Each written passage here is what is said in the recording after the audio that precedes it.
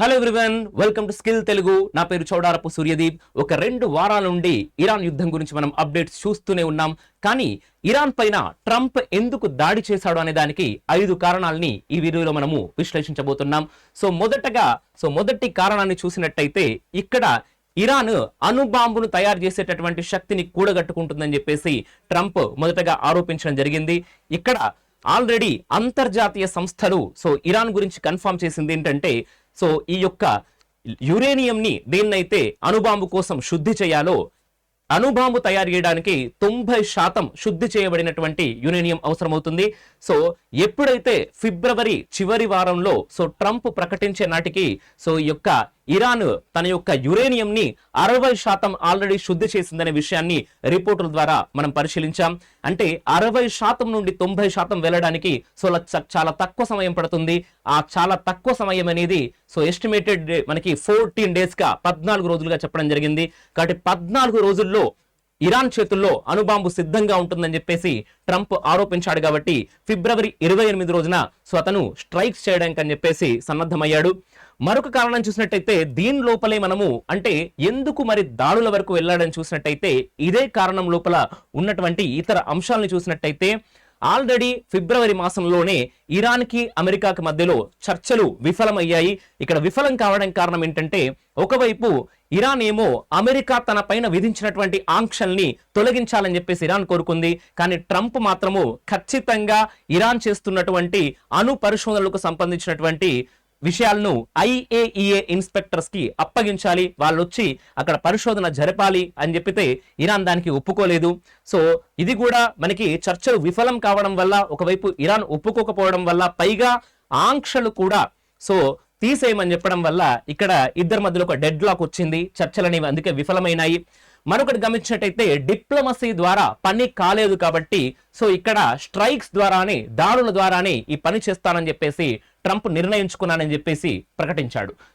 ఇక్కడ అణుబాంబు తయారు చేసేటటువంటి శక్తి ఇరాన్ మరో 2 వారాల్లో కూడగట్టుకోబోతుందని చెప్పేసి ఏదైనా న్యూస్ వచ్చిందో అది ట్రంప్ తన యొక్క మొదటి కారణంగా పేర్కొనడం జరిగింది.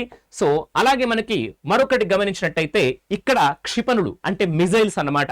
ఆల్రెడీ ఇప్పటికే క్షిపణులు ప్రయోగించడంలోనూ అలాగే మనకి లాంగ్ రేంజ్ లో ఉండేటటువంటి బాలిస్టిక్ మిజైల్స్ అంటే కొన్ని వేల కిలోమీటర్ల దూరము వెళ్ళేటటువంటి మిజైల్స్ ని రూపొందించడంలో ప్రయోగించడంలో ఆల్రెడీ సఫలమైంది ఇరాన్ దేశం.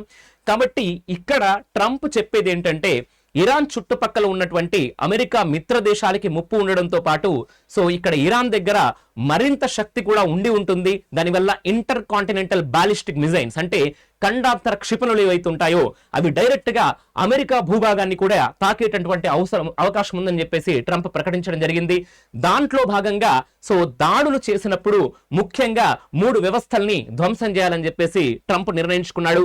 ఒకటి మిజైల్ మ్యానుఫ్యాక్చరింగ్ సెంటర్స్, ఎక్కడెక్కడైతే ఈ క్షిపణులు తయారవుతున్నాయో ఆ క్షిపణులు తయారయ్యేటటువంటి సెంటర్స్ ని కూల్చడము. తర్వాత మనకి లాంచింగ్ సైట్స్ సైలోస్, ఎక్కడి నుంచి అయితే ఈ క్షిపణులు ప్రయోగిస్తున్నారో వాటిని ధ్వంసం చేయడము. అదే విధంగా ఇక్కడ మనకి దీంట్లో భాగంగానే ఇరాన్ కున్నటువంటి నావికా దళాన్ని కూడా పూర్తిగా తుదముట్టించడం ట్రంప్ లక్ష్యంగా పెట్టుకున్నాడు. ఎందుకంటే ఇక్కడ మనకి స్ట్రైట్ ఆఫ్ హోర్ముజ్ లేదా హోర్ముజ్ జలసంధి ఏదైతే ఉందో హోర్ముజ్ జలసంధి చుట్టుపక్కన ముఖ్యంగా ఇరానియన్ నావీ, దాంట్లో కూడా IRCG నావీ ఏదైతే ఉందో రెవల్యూషనరీ గార్డ్స్ నావీ ఇక్కడ ప్రాబల్యంతో ఉంది. వాళ్ళ దగ్గర వేగంగా ప్రయాణించేటటువంటి చిన్న చిన్న పడవల ద్వారా అలాగే ఓడల ద్వారా వీళ్ళు దాడి చేసే అవకాశం ఉంది. హార్ముజ్ జలసంధిని మొత్తం వాళ్ళ చేతుల్లో పెట్టుకొని అంతర్జాతీయ వాణిజ్యాన్ని దెబ్బతీసే అవకాశం ఉందని చెప్పేసి ట్రంప్ వాదించాడు. ఇది 2వ కారణంగా ట్రంప్ చూపించడం జరిగింది. 3వ కారణాన్ని గనుక మనం పరిశీలించినట్టయితే ఆల్రెడీ 2026వ సంవత్సరం ప్రారంభంలోనే ఇక్కడ మనకి ఇరాన్ దేశంలో పెద్ద ఎత్తున ప్రజల నుండి నిరసనలు అనేవి మొదలయ్యాయి. ఇక్కడ కేవలము ఇరాన్ లో ఉన్నటువంటి ఆర్థిక సంక్షోభం మాత్రమే కాదు, అక్కడ మానవ హక్కుల గురించి ఇతరాత్ర కారణాలు చూపిస్తూ పెద్ద ఎత్తున ప్రజలు ప్రభుత్వానికి విరుద్ధంగా నిరసనలు చేస్తూ వాళ్ళు రోడ్లపైకి రావడము. దీంట్లో భాగంగా సివియర్ క్రాక్ డౌన్ అంటే ప్రభుత్వము చాలా హింసాత్మకంగా ఈ యొక్క అల్లర్లను నిరసనలు అణచివేయడం జరిగింది. ఇంటర్నేషనల్ రిపోర్ట్స్ ప్రకారం మనం గమనించినట్టయితే దాదాపుగా ఇరాన్ లో 32,000 మంది ఇరానియన్ ప్రజలను ప్రభుత్వము చంపేసింది అని చెప్పేసి రిపోర్ట్లు తెలిసిస్తున్నాయి. కాబట్టి ట్రంప్ దీన్ని అవకాశంగా తీసుకున్నాడు. ఒక మానవతావాదం అనేటటువంటి కోణంలో 32 మంది పౌరుల్ని చంపడం అనేది మానవతావాదం అనే కోణంలో తప్పు కాదు. కాబట్టి మేము ఇరాన్ ప్రజలకి సపోర్ట్ చేస్తున్నాము, మీరు మీ గవర్నమెంట్ మీ చెప్పు చేతుల్లోకి తీసుకోండి అని చెప్పేసి బహిరంగంగా ప్రకటించడం జరిగింది. దాని వల్ల వచ్చేది ఏంటంటే ఇక్కడ ఇరాన్ ప్రభుత్వము వీకెన్ అయిపోతుంది, బలహీనపడుతుంది అని చెప్పేసి ఇది దాడికి ఇలా దాడి చేయడంలో మనకి మూడవ కారణంగా కూడా మనం పరిశీలించవచ్చు. మరొకటి ఏంటంటే నాలుగవ కారణం చూసినట్టయితే ఇక్కడ ఇరాన్ టాప్ లీడర్షిప్ ని న్యూట్రలైజ్ చేయడం. ఎందుకంటే మీరు ఒక విషయం గమనించినట్టయితే ఇరాన్ దేశంలో ఉన్నటువంటి టాప్ లీడర్షిప్ ని కనుక తుదముట్టిస్తే కేవలం ఇరాన్ దేశం పైన మాత్రమే కాదు, ఇరాన్ సహాయంతో చుట్టుపక్కల తీవ్రవాద చర్యలు ఉగ్రవాద చర్యలు చేపడుతున్నటువంటి అనేక ఆర్గనైజేషన్స్ పైన కూడా దెబ్బ కొట్టినట్టు ఉంటుందని చెప్పేసి ట్రంప్ క్యాలిక్యులేట్ చేయడం జరిగింది. ఇక్కడ మనం గమనించినట్టయితే ఇరాన్ చుట్టుపక్కల మనకి ఇక్కడ హెజ్బుల్లా గ్రూప్ ఉంటుంది. ఇవన్నీ కూడా మనము 5వ కారణంలో భాగంగా చూస్తాం. ఎనీహౌ ఇక్కడ ఆల్రెడీ సుప్రీం లీడర్ అలీ ఖమేనీని మొదటి రోజు స్ట్రైక్స్ లోనే అమెరికా చంపేయడం జరిగింది. తర్వాత ఇరాన్ లో టాప్ మిలిటరీ లీడర్స్ ని కూడా ఇక్కడ చంపేయడం జరిగింది. దానివల్ల మిలిటరీ పరిభాషలో చెప్పాలంటే C2 ఫెయిల్యూర్ అంటారు, అంటే కమాండ్ అండ్ కంట్రోల్ ఫెయిల్యూర్ ఉంటుంది. దానివల్ల కింద స్థాయి మిలిటరీ నాయకులు, కింద స్థాయి మిలిటరీ అధికారులకు ఏం చేయాలో, ఎలా ప్రొసీడ్ అవ్వాలో తెలియనటువంటి పరిస్థితిని క్రియేట్ చేయడం ఉంటుంది. దానివల్ల మనకి పరిస్థితులు గనక చేయి దాటినట్టయితే ఇక్కడ ఇరాన్ లో ఉన్నటువంటి ప్రభుత్వం ప్లేస్ లో సైనిక ప్రభుత్వం అంటే రెవల్యూషనరీ గార్డ్స్ ప్రభుత్వం వచ్చేటటువంటి అవకాశం ఉంది. కాబట్టి మరింత స్ట్రిక్ట్ గా సైనిక ప్రభుత్వం అక్కడ బిహేవ్ చేసే అవకాశం ఉంది. మరొకటి ఏంటంటే ప్రభుత్వం ఎప్పుడైతే బలహీనపడిందని చెప్పేసి నిరసనకారులు కనిపిస్తుందో వాళ్ళందరూ కూడా ప్రభుత్వం పైన మరింతగా నిరసన వ్యక్తం చేస్తూ వాళ్ళందరూ కూడా అక్కడ రిజైమ్ చేంజ్ కి అంటే ప్రభుత్వ మార్పుకు కృషి చేసేటటువంటి అవకాశం ఉంటుందని కూడా ఇక్కడ మనకి తెలుస్తుంది. దీనివల్ల మరొకటి ఏంటంటే ఈ ప్రాంతంలో ఏదైతే మనకి మధ్య ప్రాచ్యం ప్రాంతంలో ఇరాన్ ఎక్కడైతే ఇన్ఫ్లుయెన్స్ చూపిస్తుందో ఇరాన్ ప్రభుత్వం యొక్క ప్రాబల్యం తగ్గితే అమెరికా మిత్ర దేశాలైనటువంటి UAE గాని ఇజ్రాయెల్ కానీ ఆ ప్రాంతంలో మరింత పట్టు సంపాదించేటువంటి అవకాశం అనేది ఉంటుంది. కాబట్టి ఇది 4వ కారణంగా మనం విశ్లేషించవచ్చు. ఇక చివరి కారణం 5వ కారణాన్ని చూసినట్టయితే ఇక్కడ చాలా మట్టుకు కొన్ని ఫ్యాక్చువల్ డేటా మనకు కనిపిస్తూ ఉన్నాయి. ఇందాక మనం ప్రాక్సీ గ్రూప్స్ అంటాం వీటిని.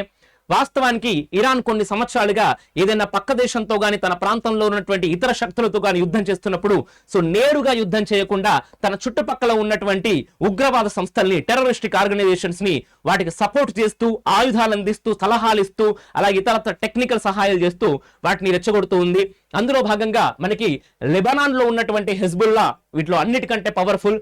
ఇది బేసికల్లీ ఇజ్రాయెల్ దేశానికి ఉత్తర వైపున ఇది ఒక పెద్ద థ్రెట్ గా మారింది. ఇక్కడ ప్రాక్సీస్ అంటే అర్థం ఏంటంటే ఇరాను దేశం యొక్క సహాయంతో ఏవైతే టెర్రరిస్ట్ యాక్టివిటీస్ చేస్తున్నాయో అటువంటి ఉగ్రవాద సంస్థల్ని మనం ప్రాక్సీస్ అని పిలుస్తాము. అలాగే మనకి లెబనాన్ లో ఉన్నటువంటి హెజ్బుల్లా, అలాగే మనకి యెమెన్ లో ఉన్నటువంటి హూతీలు కూడా సముద్ర మార్గంలో ప్రయాణిస్తున్నటువంటి ఓడల పైన విధ్వంసాన్ని సృష్టించడం జరిగింది. అదేవిధంగా ఇరాక్ లోను, సిరియాలోను ఉన్నటువంటి కొన్ని మిలిషియా వర్గాలు కూడా ఇరాన్ యొక్క సపోర్ట్ తోనే ఇక్కడ డిస్టర్బెన్సెస్ క్రియేట్ చేస్తున్నాయి. అలాగే మనకి గాజాలో ఉన్నటువంటి హమాస్ కూడా డైరెక్ట్ గా ఇజ్రాయెల్ తో యుద్ధం చేయడం జరిగింది. ఇన్ని కూడా ఇరాన్ యొక్క సహకారంతోనే ఈ టెర్రరిస్ట్ ఆర్గనైజేషన్స్ అన్ని దాని యొక్క అండదండలతోనే ప్రపంచవ్యాప్తంగా డిస్టర్బెన్సెస్ క్రియేట్ చేయడం అనేది జరుగుతుంది. కాబట్టి ఇరాన్ పైన దాడి చేయడం అంటే ఇరాన్ లీడర్స్ ని తుదముట్టించడం అంటే, లేదా ఇరాన్ పైన దాడి చేయడం అంటే ఇలాంటి టెర్రరిస్ట్ ఆర్గనైజేషన్స్ అన్నిటికీ కూడా బుద్ధి చెప్పడం అని చెప్పేసి ట్రంప్ భావించాడు. కాబట్టి ఇక్కడ జరిగేది ఏంటంటే ఒకటి డిస్రప్టింగ్ ద సప్లై చైన్స్, అంటే ఉగ్రవాదులకు ఏదైతే ఫండ్స్ అందుతున్నాయో వాటిని కట్ చేయడము.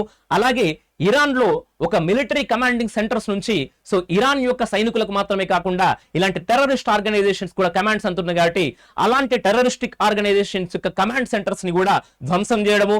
అలాగే ఇలాంటి ఇరాన్ సహాయం అనేది లభించినప్పుడు ఈ యొక్క టెర్రరిస్ట్ ఆర్గనైజేషన్స్ అన్ని కూడా డీమోరలైజ్ అవుతాయి, అంటే వాటికి ఫైట్ చేసేటటువంటి ఒక రకమైనటువంటి బలం, మానసిక బలం అనేది తగ్గిపోతుంది. ఇవన్నీ కూడా అమెరికా టార్గెట్ గా చేసుకుంది. దానివల్ల ఏం జరుగుతుందంటే ఇరాన్ చుట్టుపక్కల ఉన్నటువంటి ఇజ్రాయెల్, అలాగే UAE లాంటి అమెరికా మిత్ర దేశాలు ఏవైతే ఉన్నాయో వాటికి కాస్త సేఫ్ గా ఉంటుంది, అవి భద్రంగా ఫీల్ అయ్యేటటువంటి అవకాశం ఉంటుంది. దీనివల్ల అమెరికా ప్రాబల్యం అనేది కూడా ఈ మధ్య ప్రాచ్యంలో మరింతగా పెరుగుతుంది అని చెప్పేసి ఇలా 5 కారణాలు ఉన్నాయి ట్రంప్ దాడి చేయడానికి ఇరాన్ పైన. సో ఇలాంటి మరికొన్ని ఇంట్రెస్టింగ్ వీడియోస్ చాలా ఫాస్ట్ గా నేర్చుకోవడానికి సో స్కిల్ తెలుగు ఛానల్ ని సబ్స్క్రైబ్ చేయండి. సో నోటిఫికేషన్స్ ఆన్ చేసి పెట్టుకోండి. సో మీకు ప్రతిరోజు కూడా సో స్కిల్ తెలుగు ఛానల్లో ఇలాంటి అనలైటికల్ విశ్లేషణాత్మక వీడియోస్ ప్రతిరోజు వస్తుంటాయి. Thank you everyone.